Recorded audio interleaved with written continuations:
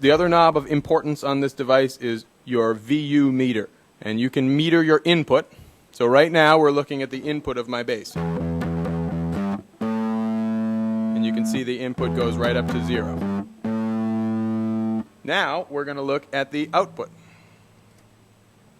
The booger just fell from my nose.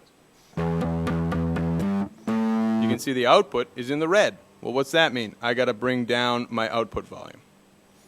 So now what I'm going to do is I'm going to activate the compressor, I'm going to take off the bypass switch, and we're going to start to hear a little bit of this compression.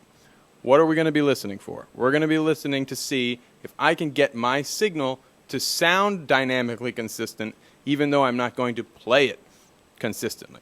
So my little riff is going to be this.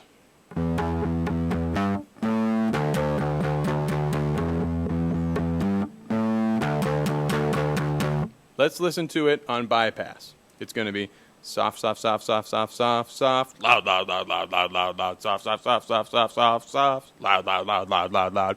And what we're going to try and do is get the soft parts to match the loud parts. So here it is again.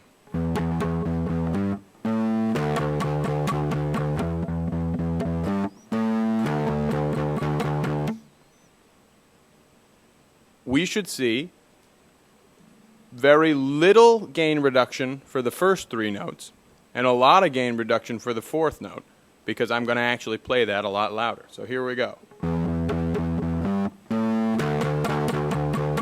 We're seeing about the same gain reduction for all these notes, which means we don't have the right settings.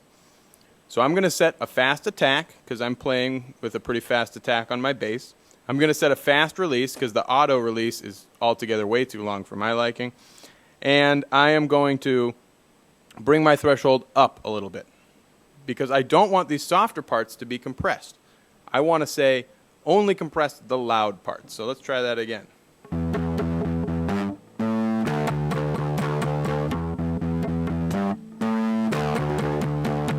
Now you can see the soft parts remain unaffected.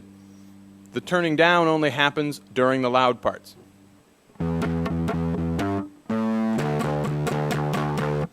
And that is how you properly use a compressor. So if you're in the market for a 2-channel compressor, this might meet your needs. So in closing, this is a pretty decent 2-channel compressor. If you're looking for a 2-channel compressor, the one thing I would caution you about with this guy is it doesn't have variable attack and release settings. I mean, it does have variable ones, but there's only one setting for fast and one setting for slow. You want a knob so you can tune in the exact action of the compressor that you desire. Also, this guy has a stereo link button, so you can have both channels function simultaneously without setting the knobs exactly perfectly on both sides, so that's effective and neat. But I hope you've learned something about how to use a compressor. Remember, a compressor is an automatic attenuator. It turns down the loud parts, and it does so based on the settings. Just think of it like a little dwarf on the console, turning down the levels when you need them to be turned down. It's your little helper friend when you're trying to mix something and you can't have your hands on all these different faders doing all these different motions. The compressors are there to help you. They only do the right thing if you program them to do the right thing. So the threshold, ratio, attack, and release settings are the 4 pieces of information that the little compressor dwarfs need to know in order to turn your signal down at the right time and return it back to nominal volume properly. So always look at those gain reduction meters and say, would I do that with my hand on a fader? Is that the kind of motion that would make sense for this sound? If so, and your ears agree, more power to you.